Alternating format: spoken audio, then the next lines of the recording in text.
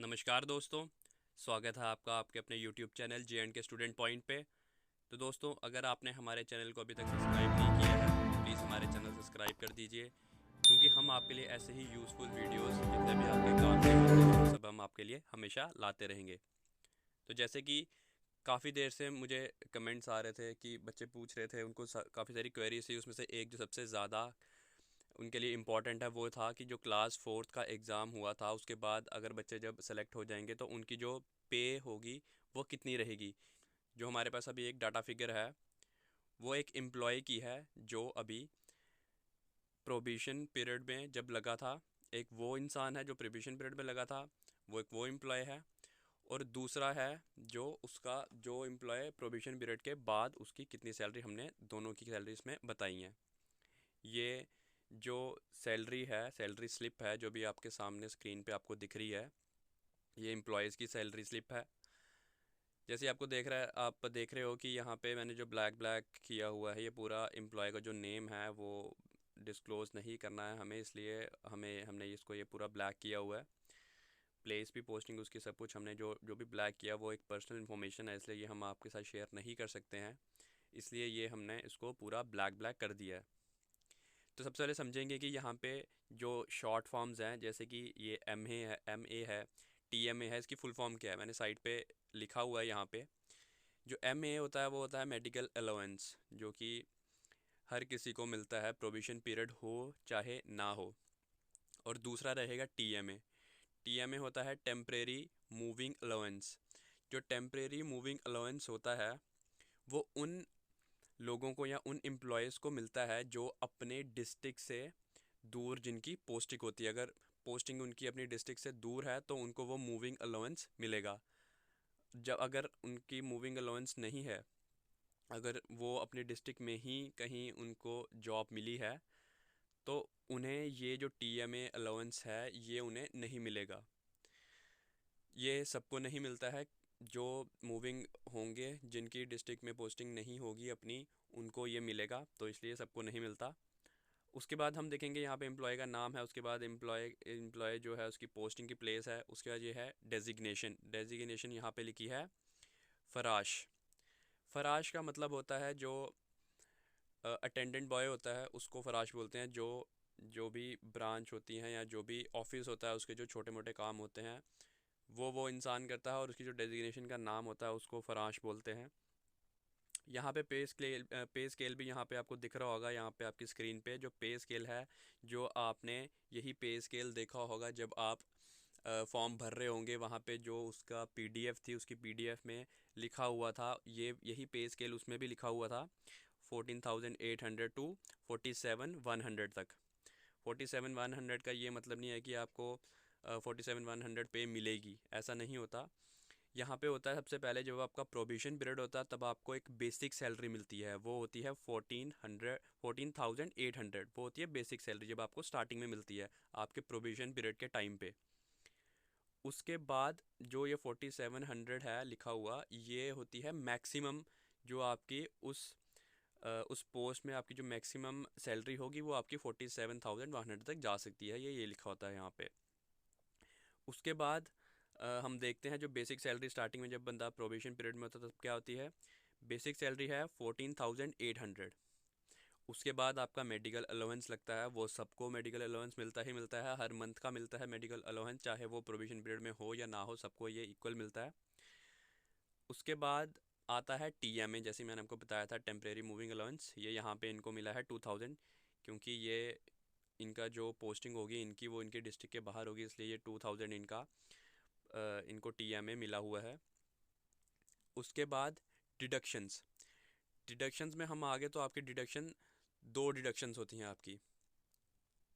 एक डिडक्शन होती है रेड क्रॉस फंड की, और दूसरी डिडक्शन होती है वेलफेयर फंड की। जो रेड क्रॉस फंड की डिडक्शन है, जो आपकी जो सैलरी होगी उसमें से जो कटते हैं, वो 100 रुपया कटता है आपका फंड। रेड क्रॉस फंड जो होता है वो आपका 100 रुपया कटता है 1 साल में एक बार आपका कटता है, जैसे कि यहाँ पे लिखा हुआ है स्लैश करके PA, मतलब पर एनम।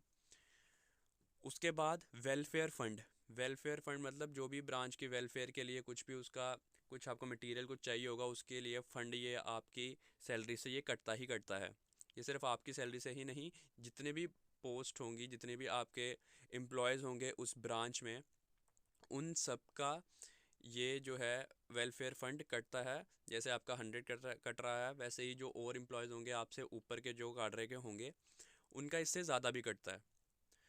तो कुल मिलाकर आप देख रहे हो जो टोटल डिडक्शंस हैं आपके आपकी पे में से, वो 200 रुपया कटती है। तो टोटल अगर हम यहाँ पे टोटल करें तो ये टोटल आपका बनता है 14,800 प्लस 300 प्लस 2,000, मतलब 16,800 और 300 हो गया 17,100। तो 17,100, ठीक है। उसके बाद इसमें से 200 अगर आप माइनस कर दोगे तो रिज़ल्ट आपका आ जाएगा ये 16,900, जो आपकी नेट होगी, जो आपके इन हैंड आपको पे आएगी। 16,900 आपकी प्रोबेशन पीरियड में आपको ये आपकी सैलरी आपको मिलेगी, ठीक है। अब ये हो गया आपका प्रोबेशन पीरियड के टाइम। प्रोबेशन पीरियड आपका जो आपको पता होगा मिनिमम 2 साल तो है ही है। उसके बाद वो आगे उनकी मर्ज़ी है, अगर आपको अच्छा काम आप नहीं कर रहे, उनको लग रहा हो ऑफिस वालों को, तो वो आपका प्रोबेशन पीरियड बढ़ भी सकता है, 5 साल का भी हो सकता है। आगे चलते हैं, अब आपको बताते हैं आफ्टर प्रोबेशन पीरियड आपकी क्या सैलरी रहेगी। नेक्स्ट, अब यहाँ पे है, यहाँ पे आपकी बेसिक सैलरी जो होगी वो लगेगी। अब यहाँ पे भी कुछ शॉर्ट फॉर्म्स है जो आपको नहीं पता होंगे, वो आपको बता देता हूँ। यहाँ पे साइड पे भी मैंने स्क्रीन पे लिखा हुआ है। सबसे पहले आता है CCA, ये होता है कंपनसेटरी सिटी अलाउंस। उसके बाद आ गया DA आपने काफ़ी बार सुना होगा, ये होता है डेरेंस अलाउंस, जो कि आपको 17% आपकी बेसिक सैलरी का मिलेगा। फिर होता है HRA, हाउसिंग रेंट अलाउंस। अगर आप किराए पे रह रहे हो तो उसके रेंट के लिए आपको ये मिलता है, और ये उन्हीं को मिलेगा जो शिफ्ट हुए होंगे, वो आपको मिलेगा जो बेसिक पे होगी उसका 16%। फिर आता है MA, मेडिकल अलाउंस, जो आपको पहले भी मिल रहा था। फिर ट्रैवलिंग अलाउंस और TMA, temporary moving allowance. Travelling allowance मतलब कि जब आपका जितना आपका दूर आपका ऑफिस होगा, और उस ऑफिस का जितना भी डिस्टेंस होगा, उसको रिलेट करके वो आपको बताते हैं कि आपका कितना जो ट्रैवलिंग अलाउंस है वो पड़ेगा, और वो आपको मिलेगा। इसलिए अब यहाँ पे आप देख लीजिए कितना कितना आपको ये मिल रहा है। बेसिक आपको 14,800 ही मिलेगा, क्योंकि जो बेसिक पे होती है वो इतनी ही होती है। उसके बाद आ जाता है CCA। 25 रुपये इसके आपको कटेंगे, आप लगेंगे, आपको ऐड होंगे इसमें। फिर आ गया DA आपका होगा 2,516, ये होता है 17%, आपको बताया था जैसे मैंने। फिर HRA 2,368, medical allowance 300, TA level up to 1053, ये आपको मिलेगा। फिर उसके बाद टेम्परेरी मूविंग अलाउंस 2,000। फिर जब इसका आप टोटल सम करोगे तो यहाँ पे इसका बनता है 23,062 रुपीज़।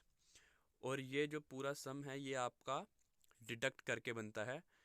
जो डिडक्शन अमाउंट है वो आपकी 100 ही रहेगी, क्योंकि जो आपका पिछले में आपका जो कट चुका था वो सिर्फ साल में एक बार कटता है रेड क्रॉस वालों का, तो एक बार कट चुका है, बार बार नहीं कटेगा मंथली, इसलिए फिर आपका 100 रुपीज़ जो वेलफेयर फ़ंड होगा वो 100 कटेगा। तो इसको पूरा काट के आपका सम बनता है 23,062। ये आपकी टोटल सैलरी रहेगी आफ्टर प्रोविज़न पीरियड की। तो आशा करता हूँ आपको ये वीडियो पसंद आई होगी। आप जो भी मैंने इन्फॉर्मेशन आपको दी है आपको अच्छे से समझ आ गई होगी, और अगर आपको समझ अच्छे से आई है तो प्लीज़ नीचे कमेंट करके बता दीजिएगा। अगर आपको कोई भी क्वायरी रही हो उससे रिलेटेड तो आप हमसे वो भी पूछ सकते हैं। कुछ भी अगर आपको जानना हो तो आपको नीचे कमेंट करके बता दीजिए, हम आपका रिप्लाई ज़रूर करेंगे। Till then, take care, bye bye, जय हिंद, वंदे मातरम।